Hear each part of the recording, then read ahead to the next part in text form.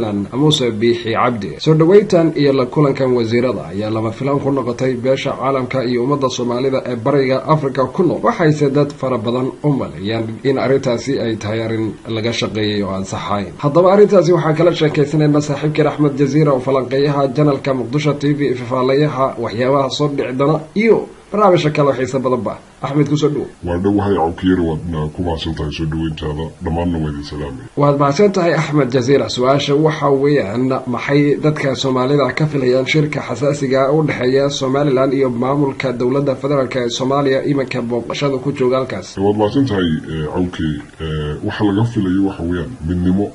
ayaa laga filayaa in Soomaaliya iyo Somaliland ay midoobaan isku darsadaan waad maasantahay Axmed Jazeera mar kale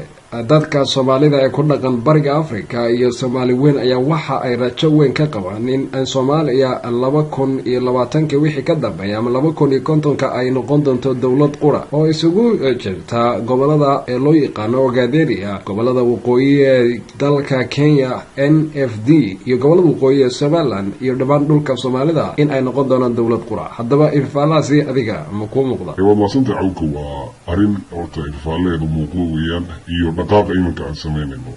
xaylay dadka Soomaalida waxay ka soo daaleen qabiil dagaalo waanu ka soo daalnay dil waa ka soo daalnay xaasidnimo waa ka soo daalnay isdhac waa ka soo daalnay isxaqiraad waa ka soo daalnay hunguridoon waa ka soo daalnay kursi waa nacnay marka iminka waxaa noo muuqata rajo ah inaan isku soo noqonayno oo aan u ogolaanayno qofkii madax noqonayo madaxtinimadiisa qofkii noqonaya ganacsada ganacsigiisa qofkii macallina macallinimadiisa qofkii wax dhisaya mashruuc iyo horumarin wada horumarkiisa Soomaaliya iminka waxay garatay in dhulka uu leeyahay Allah dhulka ay leedahay dawlad iminka markaas xukunta uusan shacab lahayn qabiil lahayn danguud u yahay xilligii sagaashameeyay jahli uu naga batay naga dhacsanay in dhulka Maxamed Siyaad Barlahaan uu jabsanay laakiin waxa naga dhacsan dhulka in dawladdu ay leedahay Allah ayaa iska leh laakiin marka ku dulnoolahay waxa xukunta dawladda markaas jirta marka iminka waa soo noqonay caqligeedu uu iskeenay jahliga waa naga baxay xadaarad baan iminka sii galayna marka waxaan rajaynaynaa inaanu dawlad buuxda awood leh oo Afrika xukunta inaanu 2050 ka cidii la gaarsiiso umbagaarisi aynu noqon doono insha Allah waad maasantahay Axmed Jazeera su'aasha ugu dambayso aan ku weydiinayno waxa weeyaan dhamaan shacabka Soomaaliduna ay wada qabaan maxaa ka soo bixi doona shirka ay leeyihiin Somaliland iyo Soomaaliya waa arin ifafaaleedu muuqdo weeyaan waxa ka soo bixi kara waxa weeyaan midnimo iyo in Soomaali iyo isku tanaasusho oo ay laabta soo furto ismarxabayso oo aan meesha wax la isku dagaalo oolin oo dhulku naga badan yahay oo baddi naga badan tahay hawadina deeqdo dhirtina deeqdo oo xoolihii naga badan yihiin waxaas oo dhan dhulka yaala marka inaan isku daalino waa kala tagaynaa iyo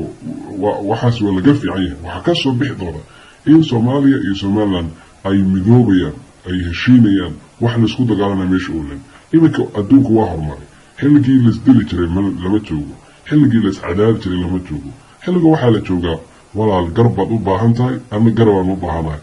kelinimo xilliga waa la isdilaa waxaa loo baahan yahay gaashaan buursi inaan isgaashaan buursano goboladeenna walaalaheenna dhammaan Soomaalida isgaashaan buursato